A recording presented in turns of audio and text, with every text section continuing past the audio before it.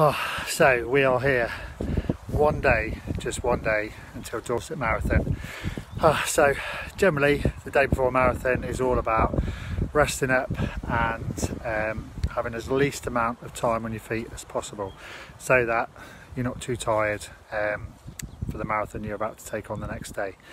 However, most of our lives are so busy that you can't just sit there and do nothing all day just because you're running a marathon the next day. So it's been a pretty hectic morning, school runs, dog walk, shopping, etc. So I don't think I've sat down since I got up this morning at 6:30. So you might think, why on earth are you going for a run then if you're meant to be taking time off your feet and resting and relaxing? Well, two reasons. The sciencey bit is it's been proven if you go for a little short run the day before your marathon, it helps your muscles store glycogen and therefore helps you run further the next day.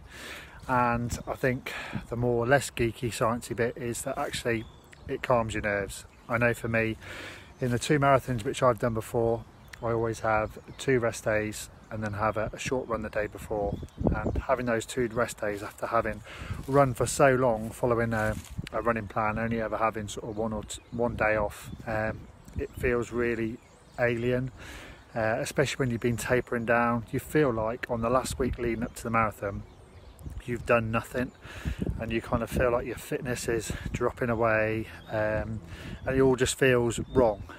So I feel that getting out the day before, just doing a really light run, so I'm just going to go for 2 miles, so it's going to be sort of 15-16 minutes running, really calms the nerves, and it kind of reminds me that I can put one foot in front of the other and I can still run and everything's fine, and it just boosts your confidence a little bit. So that's the method behind the madness, if you like, of a run the day before your marathon.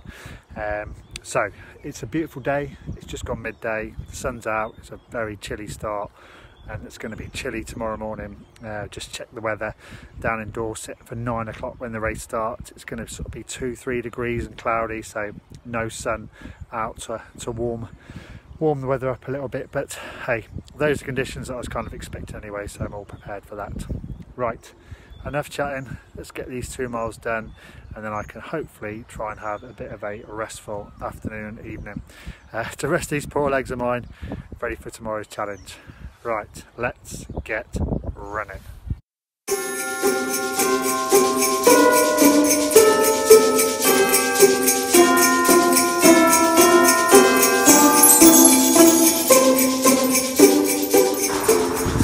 So almost at the end of my 2 miles now, and obviously the last little bit of running before I race tomorrow. When you train for things, you're going to have highs and lows along the way.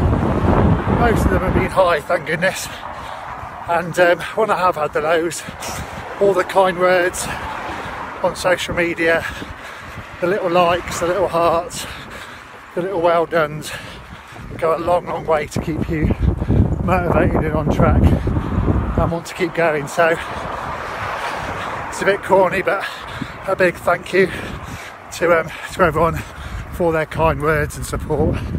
I say it means a lot, and it definitely motivates you and keeps you going.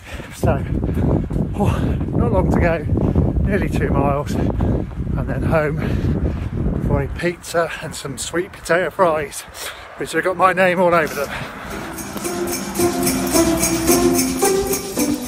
So that is it, job done. 2.5 miles in the end, just over, or just under, sorry, 19.5 minutes of running at a nice steady pace. So I've got that all done. It's kind of tradition now, as well as the 2 things which I mentioned, and it all becomes part of your racing ritual that if you don't do it, then you feel like everything's going to go wrong. So it's nice to get those 2.5 easy miles under my belt. As I say, now for some food.